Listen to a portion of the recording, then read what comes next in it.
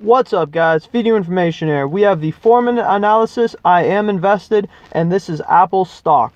So here we go. For the value investor, we have the price to earnings of 13.51, freakishly low. Forward P of 10.97. In the average, you want the 20s. We all know Apple's cheap, so yes, it's very cheap from a price to earnings ratio standpoint.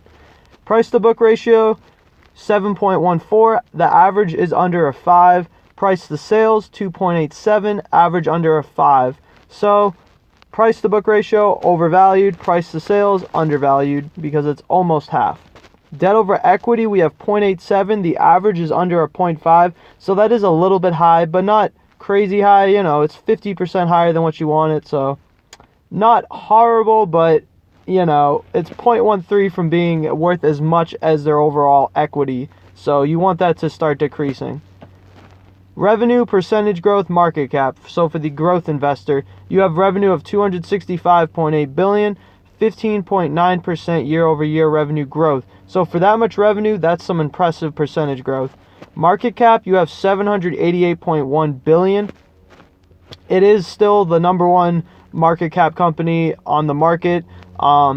With Amazon, Microsoft, and all these other companies falling, it's still maintaining that spot, even though it's not at $1 trillion anymore. Quarter 3 earnings, I don't know if it was actually the quarter 3, so I apologize. That might be the wrong quarter. Beats EPS 2.91, expectation of 2.78, so they beat by 0.13.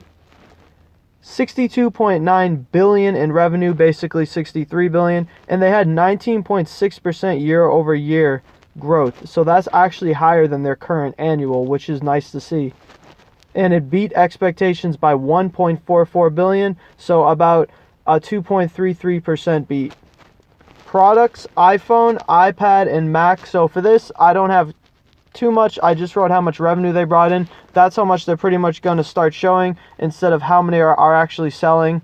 I'm pretty sure they just feel like that number is kind of pointless, because no matter what, analysts always will just over expectate what they're going to get. And then people are going to sell because, oh, well, they didn't meet the expectations.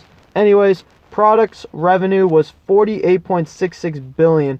So a very large portion. It actually came in at 77% of their total revenue for the quarter. Service revenue, 27% year-over-year growth, came to 10 billion. It had an expectation of 10.2 billion, and it missed by basically 2%, so not much of a miss. China revenue for the quarter was up 19% to 11.4 billion. I thought that was a nice thing to add in. And lastly, we have further information. The 5G iPhone is coming, guys, in 2020. That's something to just keep buying this stock up as you're 5%, 10%, 27% down, and just wait for that 5G iPhone to come out.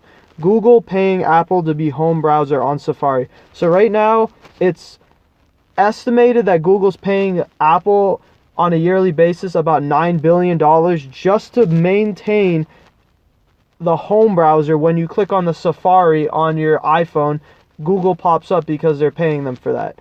And that's crazy to me, like the dominance that is Apple for that reason. But anyways, thank you so much for watching. That's pretty much it. If you enjoyed this video, throw me a like. Feed you information, out.